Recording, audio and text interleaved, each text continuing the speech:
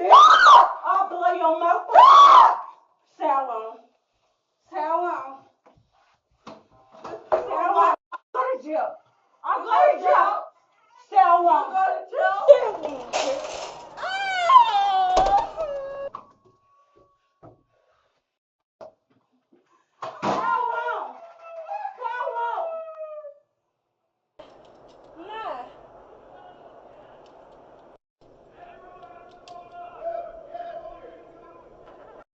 Bitch, you dead? Bitch, you dead? Bitch, you dead? Bitch, you dead? Yeah. Oh, the bitch still breathing. The bitch still breathing. That bitch is crazy. No, nigga. She tried to kill me. Bitch, you dead.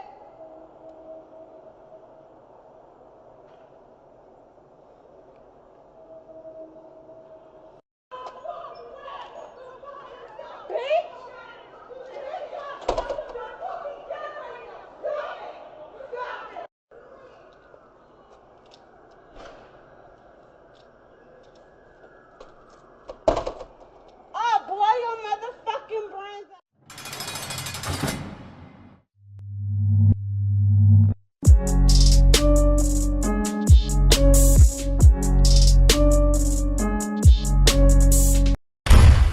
2024 for Seattle got off to a fast start, with hopes of a less deadly year after a record-breaking boom of 72 homicides in Seattle just last year. In the summer of 2022, overall violent crime here reached a 25-year high. The city of Seattle was plagued with homelessness. The homeless encampments became like these underground markets for violence and drugs. Shooting became a regular thing in Seattle by the spring of 2022. Up to a third of all shootings were related in some ways to the camps and the open-air drug market that plagued them. The word was out in Seattle, giving a sense that it's a free-for-all out there, that there's no police and it's just total lawlessness.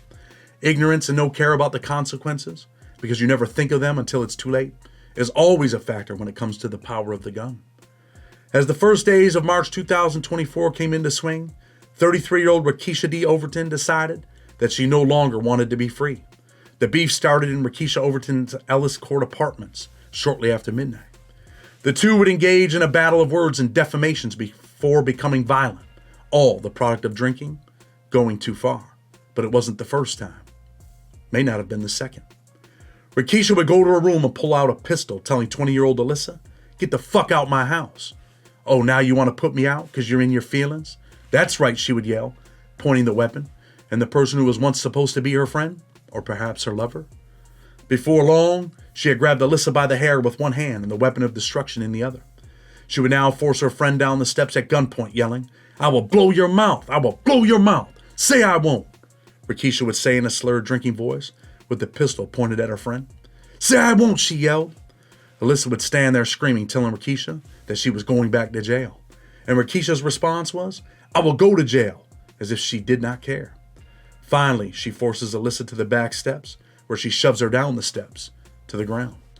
Alyssa screams as she seems to be frozen in fear and panic. Rather than getting up, she lays on the ground, her forever mistake.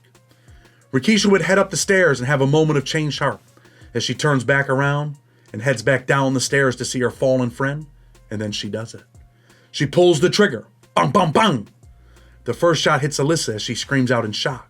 "Ah!" And then the second shot bursts from the barrel, the one that likely takes her life. She squeezes the trigger again, but the gun jams. Rakisha needed no more. The damage had been done. Whether in shock of what she had just done or drunk in anger, she goes over the top of her friend, or perhaps her lover, and kicks her, yelling, "Bitch, you dead? Bitch, you dead?" A crowd of onlookers yell at her to stop kicking the victim, assuming it was a man. Rakisha yells back, she's still breathing, but in reality, she had already taken her last breath in a back street on a cold Seattle morning. As the onlookers yell at Rakisha, she now turns the pistol towards them, yelling, "Bitch, bitch!" As police sirens echo in the background, she yells again, "I will blow your motherfucking brains out." When she finally realizes what she had just done, her natural reaction is to run into the night. Police found Rakisha wearing a green jacket, white dress, and pink shoes, running with a handgun near the southeast corner of Western Avenue and Vine Street. The gun's magazine was empty. When the police had her locked into that first 48 interrogation room, she would tell them, "She came into my apartment. It was self-defense. I had to shoot her." But she would later tell police, "She's not even dead." And then she would say, "I don't care if you give me life. I just want to go to Alyssa's funeral." Alyssa was in fact dead when police found her in the alley outside of the apartment building's back door. Her family left devastated. Her sister Jessica would say, "I knew I lost somebody I loved so much. We're hurt. She was our youngest sibling. She was only 20 years old. That was my baby sister. I didn't expect her to ever die this way. She was always such a good person, loved her friends and family, and impacted everybody she was around in a good way. I can't imagine somebody wanting to hurt her like that. It's been so hard to even imagine this grown woman killing my younger sister. You know what I mean? It wasn't just a little girl off the streets fighting my sister her age. It was a grown woman knowing what she was doing. The first thought that came to my head was that her, Alyssa's daughter, was never going to see her again. Alyssa had a 1-year-old daughter named Mariah that will never know her mother. Rakisha would eventually be charged with first-degree murder, premeditated murder, with a firearm, and second-degree assault with a deadly weapon in the cold-blooded slaying of Alicia DeCato. This wasn't the first time she did something violent to the 20-year-old Alyssa. She was arrested and released in January for putting her hands on her as well. With friends like Rakisha, who really needs enemies? It's a sad day, man, when a 20-year-old loses her life, right? It's a sad day when a 20-year-old young mother loses her life. Her and Rakisha, Alyssa and Rakisha, they're in the house, they're in the crib, they're drinking, got the music on. They start beefing, but this wasn't the first time they started beefing. They had an issue prior to this, and Rakisha ended up going to jail, and she got out. That's why when she's dragging her down the steps and she's telling her, "You're about to go back to jail, you're going to jail." She's like, "I don't care, I'll go to jail." She was talking about the last time that she had put the beats on her, that she went to jail. There was some allegations, some speculation that these two might have been in a relationship, and the relationship got out of hand after, a few drinks. That stuff happens. But when you really look at Rakisha, you look at her Facebook posts, you look at the type of person she is, you could already tell that she was going nowhere fast in life. How many people you know are going nowhere fast in life? Look at the way that she talks. Look at the way that she acts. She throws old girl out, throws her down the steps. She doesn't realize that she's on camera.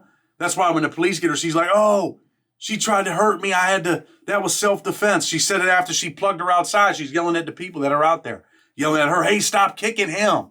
The people were saying, "Stop kicking him." They didn't realize that it was a 20-year-old female, a young mother out there on the ground that just got blazed. They're like, "It's over.